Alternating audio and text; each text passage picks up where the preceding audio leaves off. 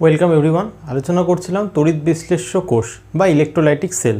তো গত ভিডিওতে দেখে আমরা কি বলেছিলাম, দুটো মেন কথা বলেছিলাম যে তড়িৎ বিশ্লেষ্য কোষ মানে যে কোষে আমি একটা কারেন্ট দেবো আর একটা কেমিক্যাল রিয়াকশন হবে। তো যখন একটা কেমিক্যাল রিয়াকশন হবে বলেছিলাম দু ধরনের কোশ্চেন আমাদের মাথায় আসবে। প্রথমটা হচ্ছে কোয়ালিটেটিভ বা গুণগত পার্ট, যে কী কী প্রোডাক্ট উৎপন্ন হতে পারে, মানে আমি কারেন্ট দিয়ে যে রিয়াকশনটা করলাম রিয়াকশনের প্রোডাক্ট কী, সেটা প্রথম কোশ্চেন। এই পার্টটা দুটো ভিডিওতে আলোচনা আমাদের কিন্তু কমপ্লিট। আরেকটা পার্ট ছিল কোয়ান্টিটেটিভ বা পরিমাণগত, কতটা তৈরি হবে, কত কারেন্ট পাঠাতে হবে, কত সময় লাগবে। তাহলে দেখো আমি সব কিছু অ্যামাউন্ট সম্পর্কে জানতে চাইছি, পরিমাণ জানতে চাইছি, তাই পরিমাণগত বা কোয়ান্টিটেটিভ পার্ট, আমি কোয়ান্টিটি জানতে চাইছি। তাহলে এই কোশ্চেনগুলোর আলোচনা এই ভিডিওতে হবে। তো তড়িৎ বিশ্লেষণে কতটা প্রোডাক্ট উৎপন্ন হবে, কতটা কারেন্ট লাগবে, কতটা সময় লাগবে, এই পার্টগুলো আলোচনা করার জন্য আমাদের কাছে আছে হচ্ছে ফ্যারাডের সূত্র। তো ফ্যারাডের সূত্রকে দেখো, ফ্যারাডের হচ্ছে দুটো সূত্র আছে। কি বলছি? ফ্যারাডের সূত্র বা Faraday's law of electrolysis. Faraday's law of electrolysis, ফ্যারাডের তড়িৎ বিশ্লেষণের সূত্র। খুব সোজা, দুটো সূত্র আছে কিন্তু দুটো সূত্রর মুদ্রা কথা একই। একটা সূত্র যদি মনে রাখো তাহলেই সব নিউমেরিক্যালসগুলো হয়ে যাবে। আর পরীক্ষায় স্টেটমেন্ট নিশ্চয়ই লিখতে দেবে না, এখন নিউমেরিক্যালসগুলো বেশি আসে। তো একটা সূত্র শিখলে দ্বিতীয় সূত্র অটোমেটিক শিখে যাব। তো প্রথম সূত্রের জোর দিই ফার্স্ট ল, বা তুমি একটাই ল ধরে নাও যে দ্বিতীয় কোনো ল নেই। ফার্স্ট ল, দ্বিতীয় ল হচ্ছে প্রথম লয়ের অ্যাপ্লিকেশন। ফার্স্ট ল কী হবে? তাহলে প্রথমে একটা কোষ আঁকাতে হবে আমাকে। এই একটা বিকার নিলাম, বিকারের মধ্যে দুটো তড়িৎদ্বার দিলাম। এবার আমরা জানি যে এবার কারেন্ট দিতে হবে। কারেন্ট দেওয়ার জন্য একটা ব্যাটারি ড্র করতে হবে। আমরা জানি ব্যাটারিকে দুটো দাগ দিয়ে প্রকাশ করে, একটা বড় একটা ছোট। যেটা ছোট সেটা হচ্ছে নেগেটিভ এন্ড, আর যেটা বড় সেটা হচ্ছে পজিটিভ এন্ড, তাই তো? এবার এই এন্ডটা নেগেটিভ এন্ডের সাথে আছে, তাহলে এই তড়িৎদ্বারটাও নেগেটিভ, আর এই তড়িৎদ্বারটা পজিটিভ এন্ডের সাথে আছে, তাহলে এই তড়িৎদ্বারটাও পজিটিভ। কোন তড়িৎদ্বারটার নাম কি সেটা মনে রাখার ফর্মুলা বলেছিলাম, এন আর সি। এন মানে হচ্ছে নেগেটিভ, আর মানে হচ্ছে রিডাকশন মানে বিজারণ। এগুলো সব আলোচনা হয়ে গেছে, কেউ না দেখে থাকলে ডেসক্রিপশন বক্সে লিঙ্ক দেওয়া আছে, পুরোনো ভিডিওগুলো দেখে নিও। সি মানে ক্যাথোড, তাহলে ক্যাথোডের চার্জ হবে নেগেটিভ, ক্যাথোডে হবে বিজারণ। তাহলে এটা হয়ে গেল আমাদের ক্যাথোড, আর এটা হয়ে গেল আমাদের অ্যানোড। ওকে, তাহলে এবার আমি কি জানি যে কারেন্ট হচ্ছে ব্যাটারির নেগেটিভ এন্ড দিয়ে বের হয়। তার মানে এই নেগেটিভ এন্ড দিয়ে কারেন্টটা এদিকে আসবে, এটা জানা কথা। মনে করলেও আমার কারেন্টের প্রবাহ মাত্রা ছিল আই। ওকে, তাহলে দেখো আমি যত বেশি কারেন্ট পাঠাবো, মানে আইয়ের মান, প্রবাহ মাত্রার মান যত বেশি বাড়াবো, নিশ্চয়ই প্রোডাক্ট তত বেশি হবে। আমি যদি 10 অ্যাম্পিয়ার কারেন্ট দিই যত প্রোডাক্ট পাবো, আমি যদি 20 অ্যাম্পিয়ার দিই তার থেকেও বেশি প্রোডাক্ট পাবো। তার মানে এই ক্যাথোড আর অ্যানোডে কতখানি প্রোডাক্ট জমা হচ্ছে, মানে প্রোডাক্ট যতখানি জমা হবে তার ভর প্রপোর্শনাল টু হচ্ছে আয়ের সাথে প্রপোর্শনাল। বোঝা গেল তো? যত বেশি আমি আই দিব, মানে প্রবাহ মাত্রা যত বেশি পাঠাবো তত বেশি প্রোডাক্ট জমা হবে। তাই যতখানি জমা হচ্ছে প্রোডাক্ট তার ভরটা প্রপোর্শনাল আয়ের সাথে। আরেকটা কি, মনে করলাম 10 অ্যাম্পিয়ার আমি 1 ঘন্টা পাঠালাম, আবার 10 অ্যাম্পিয়ার আমি 2 ঘন্টা পাঠালাম। তাহলে যেখানে আমি 2 ঘন্টা ধরে 10 অ্যাম্পিয়ার পাঠিয়েছি সেখানে নিশ্চয়ই বেশি প্রোডাক্ট পাবো, বেশি সময় ধরে পাঠিয়েছি। তাই এম সমানুপাতিক হচ্ছে সময়ের সাথে। তাহলে এই দুটোকে আমি কম্বাইন করে লিখতে পারি এম প্রপোর্শনাল টু আইটি। এটাই হয়ে গেল ফ্যারাডের প্রথম ল, যে কতখানি প্রোডাক্ট ক্যাথোড বা অ্যানোডে উৎপন্ন হবে সেটা ডাইরেক্টলি প্রপোর্শনাল হচ্ছে প্রবাহ মাত্রার সাথে আর টি এর সাথে, কত সময় ধরে পাঠাচ্ছি। তাহলে এবার প্রপোর্শনালিটি যদি তুলি একটা কনস্ট্যান্ট আসবে যাকে আমরা বলবো জেড। তাহলে প্রপোর্শনালিটি তুললে একটা কনস্ট্যান্ট এলো যাকে আমরা বললাম জেড। জেডকে কি বলে? Z equals two electrochemical equivalence, তড়িৎ রাসায়নিক তুল্যাঙ্ক বলে বা ইলেকট্রোকেমিক্যাল ইকুইভ্যালেন্স বলে। বাংলায় লিখে নিতে পারো তড়িৎ রাসায়নিক তুল্যাঙ্ক। এবার কোশ্চেন করতে পারো যে তড়িৎ রাসায়নিক তুল্যাঙ্ক কী জিনিস? তড়িৎ রাসায়নিক তুল্যাঙ্ক মানে Z equals to E by F. Z equals to E by F, যেখানে ই আর এফ কী জিনিস? যেখানে ই হচ্ছে এমনি রাসায়নিক তুল্যাঙ্ক, ই হচ্ছে রাসায়নিক তুল্যাঙ্ক, কেমিক্যাল ইকুইভ্যালেন্স বা ইকুইভ্যালেন্ট ওয়েট তুমি বলতে পারো। আর এফ হচ্ছে ফ্যারাডে, এফ মানে হচ্ছে ফ্যারাডে। বোঝা গেল?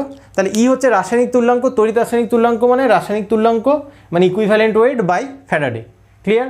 ফ্যারাডে কাকে বলে? এর আগের ভিডিওগুলোতে বলেছি 1 মোল ইলেকট্রনের চার্জকে 1 ফ্যারাডে বলে। তাহলে এই ফ্যারাডের মান হবে 96500 কুলম্ব পার মোল, 96,500 কুলম্ব পার মোল। আশা করছি ক্লিয়ার হয়ে গেছে এতদূর। এবার এই তুল্যাঙ্ক ভার বা কী করে বের করব? ইকুইভ্যালেন্ট ওয়েট বা তুল্যাঙ্ক ভার, দেখো আমরা জানি যে তুল্যাঙ্ক ভার মানে আণবিক ভর বাই জারণ সংখ্যার পরিবর্তন শিখেছি, প্রতিস্থাপনযোগ্য হাইড্রোজেনের সংখ্যা সবই শিখেছি। এখানের জন্য একটু শর্টকাট মনে রাখবো যে তুল্যাঙ্ক ভার সমান সমান আণবিক ভর বাই নাম্বার অফ ইলেকট্রনস, কতগুলো ইলেকট্রন আমার বিক্রিয়ায় লেগেছে সেটাকে আমি লিখব।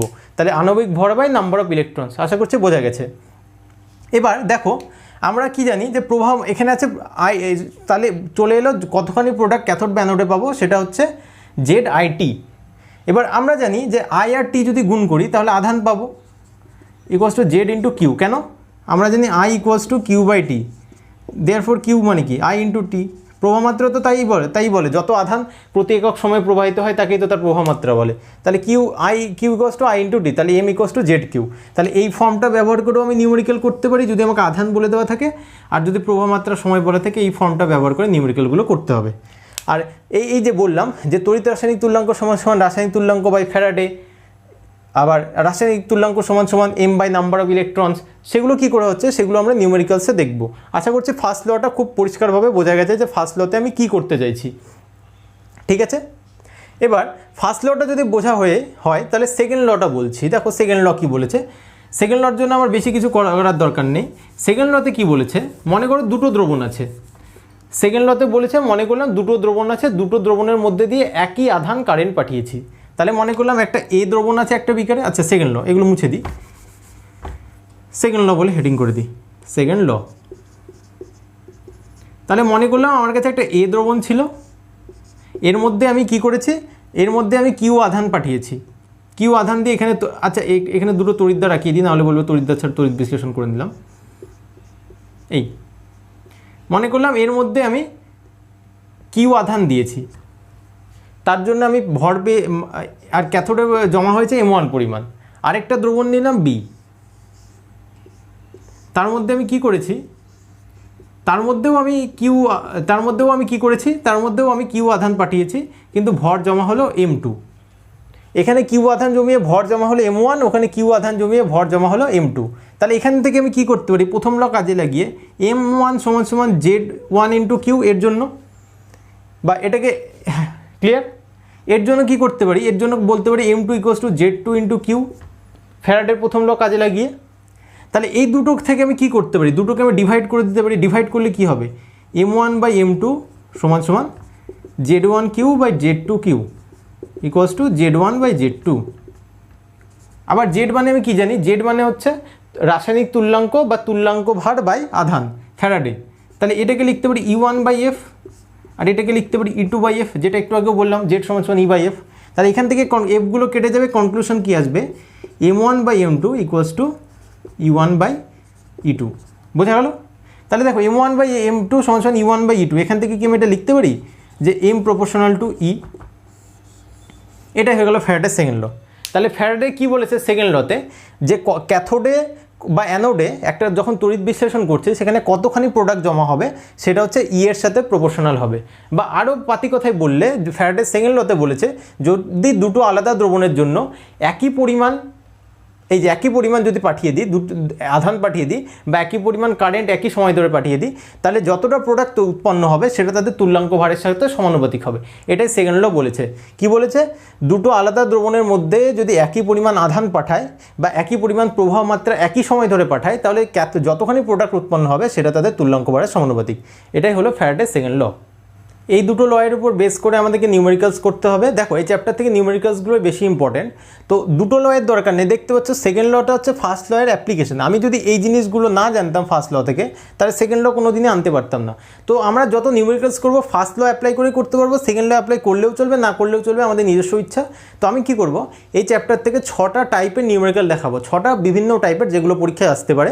যেহেতু বোর্ডে কী হবে, বোর্ডে যদি বারবার করে কোশ্চেন লিখতে হয় অনেকটা সময় নষ্ট হবে, তো আমি এটা পাওয়ার পয়েন্ট প্রেজেন্টেশনের মাধ্যমে করে দিচ্ছি। তো কারো যদি কোনো ডাউট থাকে তাহলে তার কমেন্ট সেকশনে জিজ্ঞেস করতে পারো। তো শুরু করছি আজকের main part, numericals. Welcome everyone. তাহলে শুরু করছি ফ্যারাডেস ল অফ ইলেকট্রোলাইসিস, ফ্যারাডের তড়িৎ বিশ্লেষণের সূত্রাবলী। আমি যদিও অলরেডি আলোচনা করে দিয়েছি, ফর্মুলাগুলো আরেকবার বলে দিই। তাহলে যদি আমরা ফ্যারাডের ফার্স্ট ল বা প্রথম সূত্রের কথা বলি, তাহলে আমরা কি করব, দেখো প্রথম সূত্র থেকে আমরা কি দেখলাম, এম সমান সমান জেড কিউ, এই ফর্মটা একটা কাজে লাগবে। আবার আমরা জানি যে কিউ মানে আইটি, তাহলে সমান সমান বসাতে পারি এম সমান সমান জেড আইটি। তো এটাও আমরা ব্যবহার করতে পারি, যেখানে জেড হচ্ছে তড়িৎ রাসায়নিক তুল্যাঙ্ক, জেড ইকুয়ালস টু তড়িৎ রাসায়নিক তুল্যাঙ্ক, আমরা বলতে পারি ইলেকট্রোকেমিক্যাল ইকুইভ্যালেন্স।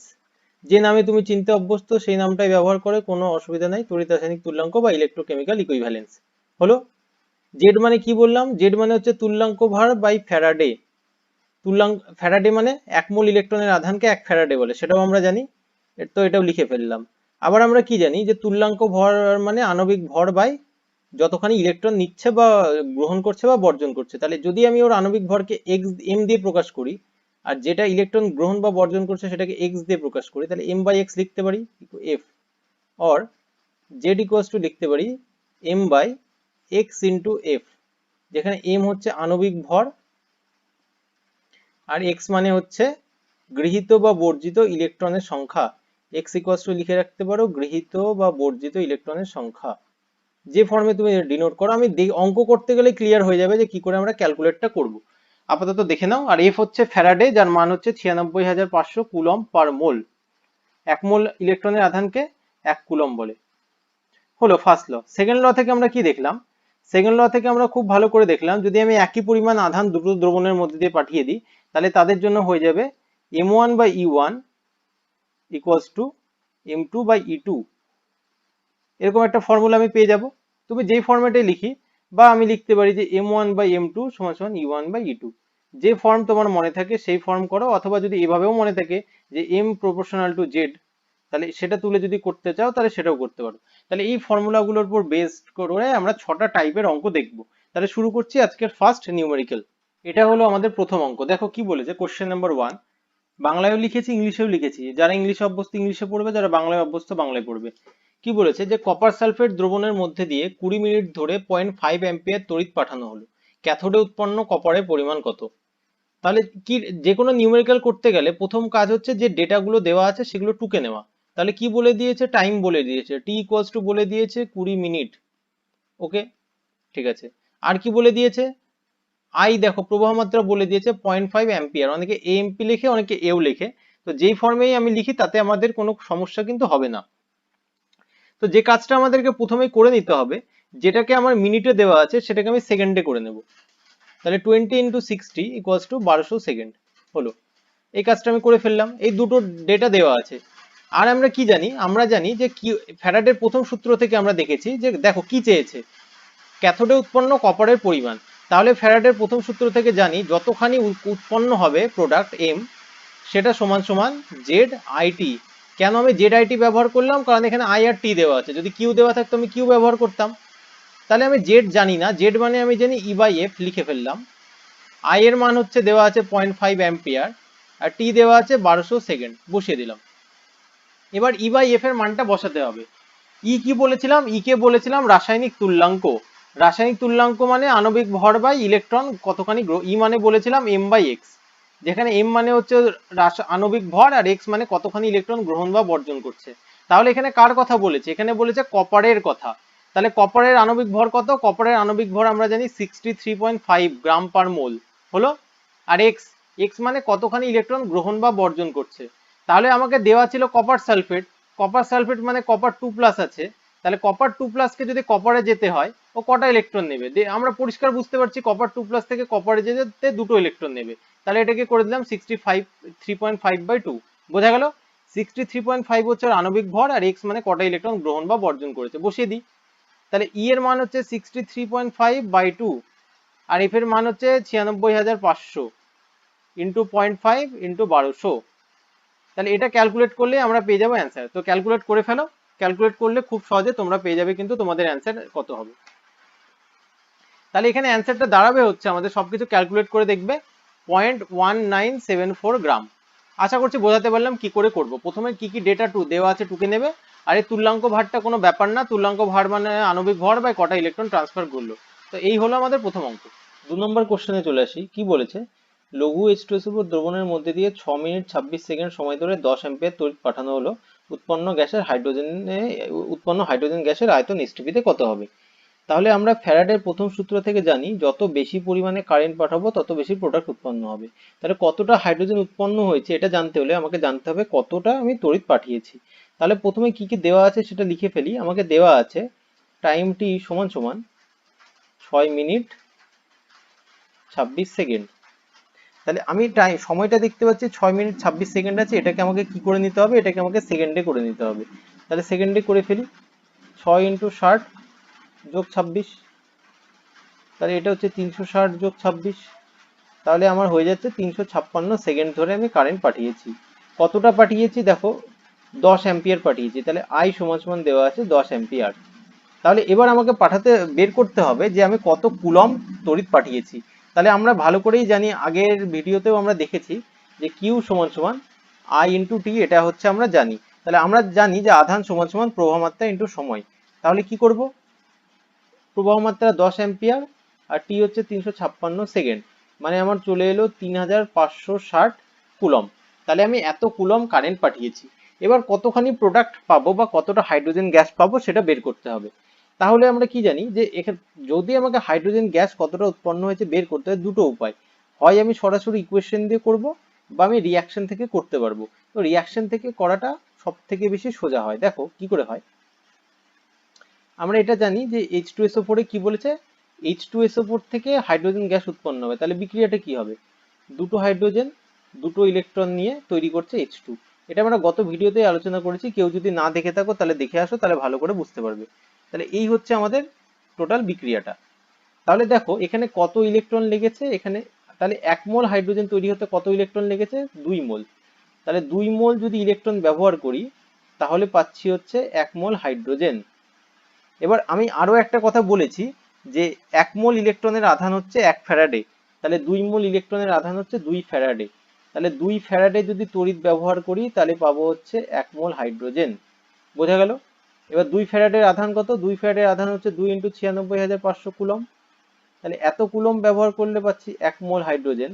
তাহলে আমার যেটা কোশ্চেনে দিয়েছে 3560 কুলম্ব ব্যবহার করলে কত মোল হাইড্রোজেন পাবো। সিম্পল, এটা খুব সহজে। তাহলে কি হবে, নিশ্চয়ই এটা হবে 3560/2 × 96,500 কুলম্ব। এটাই করতে হবে নিশ্চয়ই। সোজা ঐকিক নিয়মেও করতে পারো বা যেভাবে তুমি করতে পারো।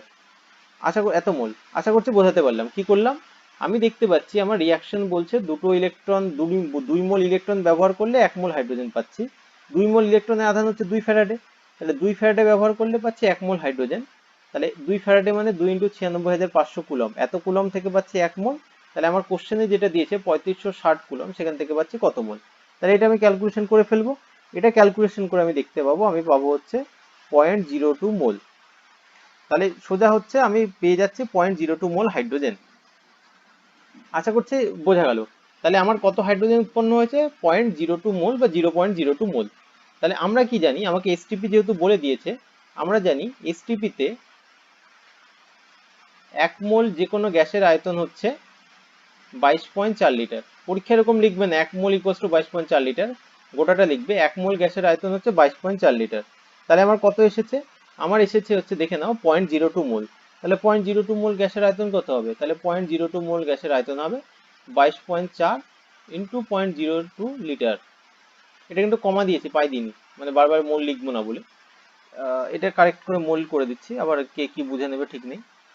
তাহলে এটা করে নেবে, করে অ্যান্সার চলে আসবে কত, মাল্টিপ্লাই করে 0.448 লিটার, বা এটাকে যদি 1000 দিয়ে গুণ করে এমএল হবে 448 এমএল। তাহলে আশা করছি অঙ্কটা কি করে করা যাবে বোঝা গেছে। তাহলে এই ধরনের যদি কোশ্চেন দেয় তাহলে আমি যদি রিয়াকশনটা লিখতে পারি খুব সহজে হয়ে যাবে। এই জন্য আগের ভিডিওগুলোতে রিয়াকশন লেখা খুব ভালো করে শিখিয়েছি। তাহলে নেক্সট শুরু করছি, 3 নম্বর অঙ্কে চলে আসি আমরা।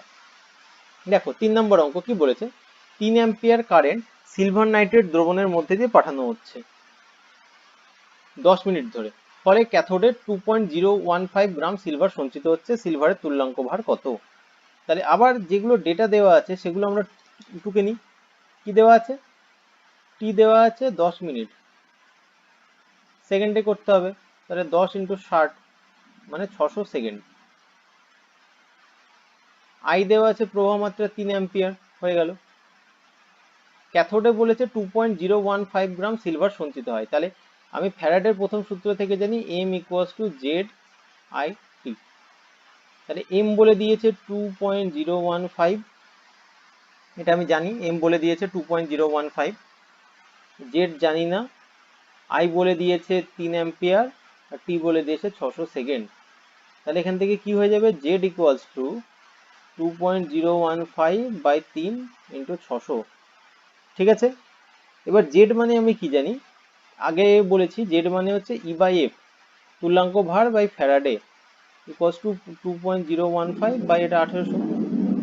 এবার নেক্সট আমরা কি জানি, তাহলে ই ইকুয়ালস টু এফ দিয়ে ওদিকে গুণ করে দেবো, এফ এর মান হচ্ছে 96,500, তাহলে 2.015 বাই 1800 ইন্টু 96,500, দরকার হলে জিরোগুলো কেটে দিই। তাহলে এটা হচ্ছে আমার পড়ে থাকছে, আমার আর এখানে এবার আর খুব খুব বেশি কিছু করছি না।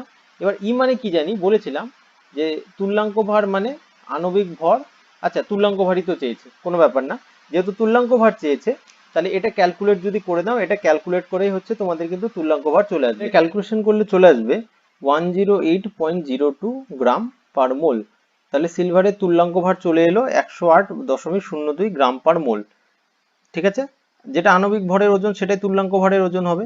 কেন তাই হবে, কারণ আমরা জানি যে আণবিক তুল্যাঙ্ক ভর মানে কি বলেছি, তুল্যাঙ্ক ভর মানে বলেছি এখানে যে আণবিক ভর বাই কতগুলো ইলেকট্রন ট্রান্সফার হচ্ছে। তাহলে ইলেকট্রনের তো কোনো ব্যাপার ইউনিট থাকবে না এখানে, ইলেকট্রন কতগুলো ট্রান্সফার হচ্ছে নাম্বার কোনো ইউনিট নেই, কিন্তু এখানে একটা আণবিক ভরের একটা ইউনিট আছে, যে কারণে এর কিন্তু একটা ইউনিট থেকে যাবে গ্রাম পার মোল। আশা করছি বোঝাতে পারলাম। 4 নম্বর কোশ্চেন দেখো, বলেছে 1.4 গ্রাম N3 মাইনাস আয়নের মোট আধান কত। তাহলে আমি কি দেখতে পাচ্ছি, আমাকে বলেছে N3 মাইনাস, তাহলে এখানে আধান কত, আধান হচ্ছে 3 মাইনাস, আধান যদি বলে আধান বলবো 3 মাইনাস। এমনি দেখতে পাচ্ছি তিনটে আছে, 3 মাইনাস মানে কি, এই 3 মাইনাস মানে এখানে নিশ্চয়ই তিনটে ইলেকট্রন আছে, এই তিনটে ইলেকট্রনের আধানই তো এখানে দেখতে পাচ্ছি, তাহলে আমাকে তিনটে ইলেকট্রনের আধান কিন্তু বের করতে হবে। যখন আমাকে বলেছে N3 মাইনাসের আধান, তাহলে আমাকে কিন্তু এই তিনটে ইলেকট্রনের আধান বের করতে হবে। আশা করছি বোঝাতে পারছি, কারণ 3 মাইনাস আছে তাই। যদি 2 মাইনাস হতো দুটো ইলেকট্রনের আধান বের করতাম। আমরা কি জানি, আমরা জানি যে 1 মোল ইলেকট্রনের আধানকে কি বলে, 1 মোল ইলেকট্রনের আধানকে বলে হচ্ছে 1 ফ্যারাডে ইকুয়ালস টু 96,500 কুলম্ব। পুরোনো ভিডিওগুলোতে এগুলো বলা আছে। এবার আমার কাছে আছে N3 মাইনাস, তাহলে N3 মাইনাস কত মোল আছে সেটা যদি বের করি তাহলে আমার হয়ে যাবে। তাহলে আমাকে বলেছে 1.4 গ্রাম N3 মাইনাস। আমরা জানি নাইট্রোজেনের আণবিক ভর হচ্ছে কত, 14, তাহলে 1.4 বাই 14 যদি এটা করে দিই তাহলে এত মোল বেরিয়ে যাবে, এত মোল N3 মাইনাস। তাহলে কত হবে, দেখা যাচ্ছে 0.1 মোল N3 মাইনাস কিন্তু আমার আছে। ঠিক আছে, এবার একটার মধ্যে ইলেকট্রন আছে তিনটে, মানে অতিরিক্ত ইলেকট্রন, তাহলে 0.1 মোলে কতগুলো আছে, তাহলে 0.1 মোলে ইলেকট্রনের সংখ্যা, ইলেকট্রন বলতে কিন্তু এটা অতিরিক্ত ইলেকট্রন যার জন্য আধানটা তৈরি হয়েছে। মোট ইলেকট্রন কনসিডার করলে হবে না, মোট ইলেকট্রনটা তো নিস্তড়িত হয়ে যায় প্রোটন আর ইলেকট্রন মিলে, এই তিনটে মাইনাস অতিরিক্ত। তাহলে আমি কি বলবো, তাহলে আমি এটা বলতে পারি যে 0.1 মোল N3 মাইনাসের আধান সমান সমান, মাইনাসের আধান সমান সমান কি হবে, 0.1 ইন্টু 96,500, কারণ 1 মোল ইলেকট্রনের আধান দেখতে হচ্ছে 96,500, তাহলে 0.1 মোলের 0.1 ইন্টু 96,500, আর যেহেতু তিনটে আছে তাই 3 দিয়ে মাল্টিপ্লাই করে দিতে হবে। তো এটা যদি করে দেখো তাহলে এটা চলে আসবে 2.895 ইন্টু 10⁴ কুলম্ব। আশা করছি বোঝাতে পারছি। 1 মোলের আধান হচ্ছে 96,500, তাহলে 0.1 মোলের হওয়ার কথা 0.1 ইন্টু 96,500, কিন্তু যেহেতু 3 মাইনাস আছে তাই 3 দিয়ে গুণ করলাম, 2 মাইনাস থাকলে 2 দিয়ে গুণ করতাম, 4 মাইনাস থাকলে 4 দিয়ে গুণ করতাম। তো এই হলো আমাদের 4 নম্বর অঙ্ক। নেক্সট চলে আসে 5 নম্বর অঙ্কে। নাম্বার 5টা ইম্পর্টেন্ট, দ্রবণের কনসেপ্ট মিক্স করা আছে, পড়ে নাও ভালো করে। বলেছে 4 মোলার জলীয় NaCl দ্রবণ বানানো হলো এবং তার মধ্যে থেকে 500 ml দ্রবণের তড়িৎ বিশ্লেষণ ঘটানো হলো। মানে টোটালটার করিনি, 4 মোলার বানিয়েছি, তার মধ্যে থেকে মাত্র 500 ml তুলে তার তড়িৎ বিশ্লেষণ করেছি। এর ফলে একটি তড়িৎদ্বারে ক্লোরিন গ্যাস উৎপন্ন হলো। মোট কত মোল ক্লোরিন গ্যাস উৎপন্ন হলো, তাহলে আমাকে বের করতে হবে টোটাল কত ক্লোরিন গ্যাস উৎপন্ন হয়েছে। তাহলে প্রথম কথা, এই যে 4 মোলার বলেছে, মোলারিটি বলতে কি বুঝি, মোলারিটি মানে ক্যাপিটাল M, এটা মানে কি বুঝি, যে নাম্বার অফ মোলস, উপরে নিতে হয় মোল সংখ্যা কার, number of moles of solute দ্রাবের মোল সংখ্যা, বাই কি করতে হয়, volume of solution, by volume of solution in litre. তাহলে উপরে হচ্ছে দ্রাবের মোল সংখ্যা নিতে হয়, আর নিচে হচ্ছে দ্রবণের আয়তন নিতে হয়। যারা বাংলায় অভ্যস্ত তারা বাংলায় লিখে নাও, উপরে দ্রাবের মোল সংখ্যা, নিচে হচ্ছে দ্রবণের আয়তন লিটারে। তাহলে দেখো মোলারিটি কি বলেছে, মোলারিটি বলে দিয়েছে 4 মোলার। নাম্বার অফ মোলস জানি না, n ধরে নিলাম। দ্রবণের আয়তন কত? দ্রবণের আয়তন হচ্ছে 500 ml, কিন্তু আমি তো করতে হবে লিটারে, তাই ml কে লিটার করার জন্য 1000 দিয়ে ভাগ করে দিলাম। তাহলে কি হলো? n এর মান এলো 4 ইন্টু 500/1000 ইকুয়ালস টু 2। তাহলে কত মোল নিয়েছি? আমি নিয়েছি 2 মোলস। বোঝা গেছে? এটা তো আমি 2 মোল নিয়েছি, এবার দ্রবণ কতখানি ক্লোরিন উৎপন্ন হবে এর জন্য বিক্রিয়াটা লিখতে হবে। আমি কি নিয়েছিলাম? NaCl। NaCl টা ভেঙে তৈরি করবে Na প্লাস আর Cl মাইনাস, গতদিন এই জন্যই শিখিয়েছিলাম। ক্লোরিনকে দিবে Cl মাইনাস, তাহলে Cl মাইনাস যাবে হচ্ছে অ্যানোডে। তাহলে অ্যানোডে কি বিক্রিয়া হবে? Cl মাইনাসটা ইলেকট্রন ছেড়ে তৈরি করবে Cl যোগ ইলেকট্রন, দুটো Cl কম্বাইন করে তৈরি করবে Cl2। যেহেতু এই স্টেপে দুটো Cl নিয়েছি তাই আগের স্টেপকে 2 দিয়ে মাল্টিপ্লাই করতে হবে। তাহলে ওভারঅল রিয়াকশন কি দাঁড়ালো? যে 2Cl মাইনাস থেকে তৈরি হচ্ছে Cl2 প্লাস দুটো ইলেকট্রন। তাহলে দেখো আমার ইকুয়েশন কি বলছে? আমার ইকুয়েশন বলছে আমি যদি নিই 2 মোল Cl মাইনাস, তাহলে তৈরি হবে 1 মোল ক্লোরিন। তাহলে আমি তো তাই তো 2 মোল নিয়েছিলাম NaCl, মানে 2 মোল Cl মাইনাস নিয়েছিলাম, তাহলে অ্যান্সার কত হবে? 1 মোল। তাহলে এখানে উৎপন্ন ক্লোরিনের পরিমাণ হবে 1 মোল। ক্লিয়ার? ওকে। কোশ্চেন নাম্বার 6, লাস্ট কোশ্চেন, আর খুব ইম্পর্টেন্ট কোশ্চেন, কারণ নিট পরীক্ষা বা জেইতে এই টাইপের কোশ্চেনগুলো কিন্তু দিয়ে দেয়। কি বলেছে দেখো, বিদ্যুৎ প্রবাহের কার্যক্ষমতা 50% হলে 12.3 গ্রাম নাইট্রোবেনজিনকে অ্যানিলিনে বিজারিত করতে কত পরিমাণ তড়িতের প্রয়োজন? যখন এই কার্যক্ষমতা বলে দেবে, এই কোশ্চেনগুলো দেয় যে এফিসিয়েন্সি হচ্ছে 50%, তাহলে কারেন্ট এফিসিয়েন্সি বা কার্যক্ষমতা যখন বলবে তখন কি করে করব সেটা আগে দেখি। তার আগে দেখে নি যে নাইট্রোবেনজিন থেকে বলছে অ্যানিলিন, তাহলে নাইট্রোবেনজিনের সংকেত হচ্ছে এটা, এটা হচ্ছে নাইট্রোবেনজিন। এখান থেকে কি বানাতে বলেছে? অ্যানিলিন। তাহলে নাইট্রোবেনজিন থেকে অ্যানিলিন হচ্ছে একটা বিজারণ বিক্রিয়া, এটাকে আমাকে ব্যালেন্স করতে হবে। তা দেখো, আমরা জারণ বিজারণ পড়তে গিয়ে পড়েছি যে কি করে ব্যালেন্স করতে হয়, ক্লাস 11-এ পড়ে এসেছি। এদিকে হচ্ছে দুটো অক্সিজেন বেশি আছে, তাহলে এদিকে কি করব? 4টে হাইড্রোজেন দেব, মানে যতগুলো অক্সিজেন বেশি থাকে সেদিকে তার ডবল হাইড্রোজেন দিতে হয়, আর উল্টো দিকে সমপরিমাণ জল। হয়ে গেছে? দেখো তাহলে কি হয়ে গেছে, আমার কিন্তু হাইড্রোজেন অক্সিজেনটা ব্যালেন্স হয়ে গেছে। এবার কি হচ্ছে, ডান দিকে কটা হাইড্রোজেন হচ্ছে? 2 এ 2 4টা, 2 এ 6টা, আর এদিকে 4টা হাইড্রোজেন, তাহলে আরো দুটো H+ দিয়ে দিতে হবে। তাহলে এদিকে 6টা H+ আছে, 6টা H+ এর জন্য কটা ইলেকট্রন লাগবে? 6টা ইলেকট্রন লাগবে। তাহলে ওভারঅল বিক্রিয়া হয়ে গেল। বিক্রিয়া মুখস্থ করার দরকার নেই, পরীক্ষা হলে এভাবে বানিয়ে নিতে পারবে। কেউ যদি না বুঝে থাকো, একটু জারণ বিজারণটা দেখতে হবে, তাহলে বুঝে যাবে। তাহলে নাইট্রোবেনজিন যোগ 6টা ইলেকট্রন যোগ 6টা H+ ইকুয়ালস টু অ্যানিলিন যোগ দুটো জল। এই হচ্ছে আমার ওভারঅল বিক্রিয়াটা। আশা করছি ক্লিয়ার হলো। তাহলে আমি দেখতে পাচ্ছি 1 মোল নাইট্রোবেনজিনকে বিজারিত করতে 6 মোল ইলেকট্রন লাগছে। এটা হচ্ছে প্রথম কনসেপ্ট। তাহলে আমাকে বলেছে 12.3 গ্রাম নাইট্রোবেনজিন, তাহলে 12.3 গ্রাম বলেছে, তাহলে আমার প্রথম কাজ কি হবে? আমি যদি এই 12.3 গ্রামটাকে করে নিতে পারি হচ্ছে মোলসে, তাহলে আমার পক্ষে ক্যালকুলেশনটা ইজি হবে। তাই নাইট্রোবেনজিনের মোল বের করতে গেলে কি করতে হবে? আণবিক গুরুত্ব বের করতে হবে। তাই নাইট্রোবেনজিনের সংকেতটা যদি এভাবে লিখি C6H5NO2, তাহলে আমার আণবিক গুরুত্ব বের করতে সুবিধা হবে। কেন? কার্বনের দেখো 6টা কার্বন, 12 দিয়ে কার্বন আণবিক গুরুত্ব 12, হাইড্রোজেন আছে 5টা, তাহলে প্রত্যেকটা হাইড্রোজেনের হচ্ছে 1 করে, তাহলে যোগ করে দিই 1 ইন্টু 5। নাইট্রোজেনের কত? নাইট্রোজেন হচ্ছে 14 আর অক্সিজেন হচ্ছে 16, তাহলে এটাকে যোগ করে দাও, এটা যোগ করে চলে আসবে হচ্ছে 123 গ্রাম পার মোল। তাহলে এবার নাইট্রোবেনজিনের ক্ষেত্রে এবার মোলস কত হবে? 12.3/123 ইকুয়ালস টু হবে 0.1 মোল। তাহলে 0.1 মোল আমি নিয়েছি কিন্তু নাইট্রোবেনজিন। তাহলে বলছে এবার কতটা তড়িতের প্রয়োজন। দেখো আমরা কি জানি যে এর যদি 1 মোল নিই তাহলে ইলেকট্রন লাগবে 6 মোল। তাহলে ক্লিয়ার? তাহলে পরের পেজে একটু চলে যাই। রিয়াকশন একটা কথা বলছে যে 1 মোল নাইট্রোবেনজিনকে বিজারিত করতে, তোমরা কথায় লিখে নাও, 1 মোল নাইট্রোবেনজিনকে বিজারিত করতে কত মোল ইলেকট্রন লাগছে? দেখতে পাচ্ছি ইকুয়েশন বলে দিচ্ছে 1 মোল নাইট্রোবেনজিনকে বিজারিত করতে 6 মোল ইলেকট্রনের দরকার হচ্ছে। সেটা তো খুব ক্লিয়ার, 6 মোল ইলেকট্রন লাগছে। এবার কি জানি 1 মোল ইলেকট্রনের আধান হচ্ছে 1 ফ্যারাডে, তাহলে 6 মোল ইলেকট্রনের আধান হবে 6 ফ্যারাডে। পরিষ্কার? কিন্তু আমি নিয়েছি 0.1 মোল নাইট্রোবেনজিন, তাহলে আমি যেহেতু 0.1 মোল নাইট্রোবেনজিন নিয়েছি, তাহলে আমার কত লাগবে? 0.6 ফ্যারাডে। ক্লিয়ার? এবার আমাকে বলে দিয়েছে এফিসিয়েন্সি বা কার্যক্ষমতা হচ্ছে 50%, তাহলে আমি যতটা নেব তার 50% পাবো, তাহলে আমার লাগবে হচ্ছে 0.6। তাহলে সাপোজ আমি নিয়েছি x ফ্যারাডে, তাহলে আমি যদি এক্স ফ্যারাডে নিই তাহলে এক্স ফ্যারাডে নিলে কত হবে, এক্স এর 50% কাজে লাগবে ইকুয়ালস টু 0.6 ফ্যারাডে। যা নিব তার 50% এফিসিয়েন্সি, যখন এফিসিয়েন্সি 50% বলেছে তার মানে যা নিব তার 50% কাজে লাগবে। তাই হচ্ছে এক্স এর 50% হচ্ছে 0.6, তাহলে এক্স কত হবে 1.2 ফ্যারাডে। তাহলে আমার কতটা কারেন্ট দরকার, আমার কারেন্ট দরকার হচ্ছে 1.2 ফ্যারাডে। এবার এটাকে কুলম করে নেব, 1 ফ্যারাডে মানে 96,500 কুলম, তাহলে 1.2 ফ্যারাডে মানে 1.2 ইন্টু 96,500 ইকুয়ালস টু যা হবে তাই 115800 কুলম। আশা করছি ক্লিয়ার হলো। দেখো কনসেপ্টটা খুব ক্লিয়ার, বলেছে যতটা নেব তার 50% কার্যকারী মানে 50% ওয়েস্ট হবে। তাহলে আমার দরকার ছিল 0.6, তাহলে আমার কত দরকার, আমার যদি 50% ওয়েস্ট হয়ে যায় তাহলে যতটা দরকার তার ডবল নেব, তাই নিয়েছি 1.2 ফ্যারাডে। এবার ফ্যারাডেকে কুলম করলাম, এই হলো আমাদের অঙ্ক শেষ। তো 6 টাইপের অঙ্ক করেছি, আশা করছি সবাই বুঝতে পেরেছো। কারো যদি কোনো অঙ্কের সমস্যা থাকে কমেন্ট সেকশনে অবশ্যই জানাবে। এই হলো আমাদের আজকের মতো নিউমেরিক্যাল শেষ।